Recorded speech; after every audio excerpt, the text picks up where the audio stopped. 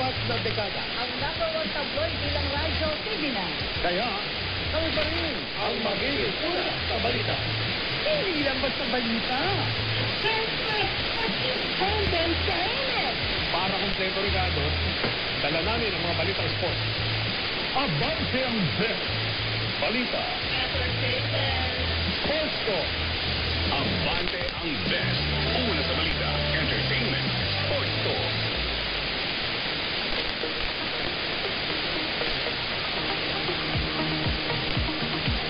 Oy, magandang hapon, Pilipinas, Luzon, Visayas at Mindanao at sa lahat ng mga Pilipino sa buong bansa at sa buong mundo. Ako ang Abante, Eling sa lugar. Alas 4 hanggang alas 5 po tayo ng hapon at siyempre tayo po napapakinggan at napapanood sa DWAR 1494 at 24 sa Abante Teletabloid. Mapapanood rin po yung ating programa sa Cable Channel 85, Converge, Flash TV, Samsung TV Flat at ilang balita sa K5 News FM. Tumutok din po sa aming social media platforms gaya po ng Facebook, YouTube at TikTok.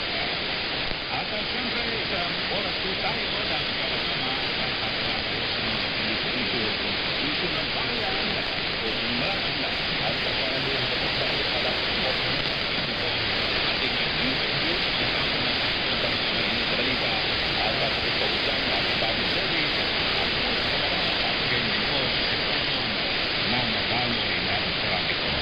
At pag nag-aaral ng Thursday, ako, ang Green Umbrella, isang opisyal araw po ng Pilipinas. At samantala, makinig naman tayo sa ating mga headlines. Ito, USA bukas sa US-Iran peace talks na may cautious optimism.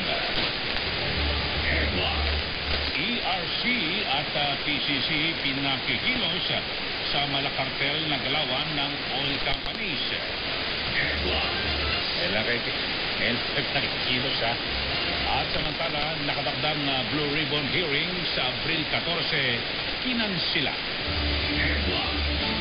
Yan po ang ating mga headlines. Ang detalye, ang tabayanan sa pag-usad ng ating palatutunang inbox. Oras na natin, alas 4 na po ng hapon. Ito ho, welcome po sa Department of Foreign Affairs o DFA ang inanunsyong peace talk sa pagitan ng United States at ng Iran. Ito po ay sa pamamagitan ng Pakistan na anilay may kasamang cautious optimism. Ayun. At sinabi po ng DFA na umaasa silang magreresulta ang negosasyon sa tuluyang pagtatapos ng tunggalian o gyera at pagkamit sa pangmatagalang kapayapaan.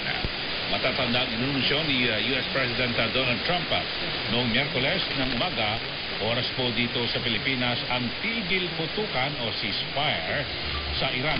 Halos 2 oras bago ang itinakda nitong ultimatum. Bungaan niya ito ng pakipag-ugnayan sa Pakistan at pagsang-ayon ng Iran sa muling pagbubukas ng Strait of Hormuz. So yun po, at least magandang development po ito mga kababayan at talagang lahat po tayo ngayon umaaray sa buong mundo dahil po rito sa patuloy na naapektuhan yung supply po ng langis.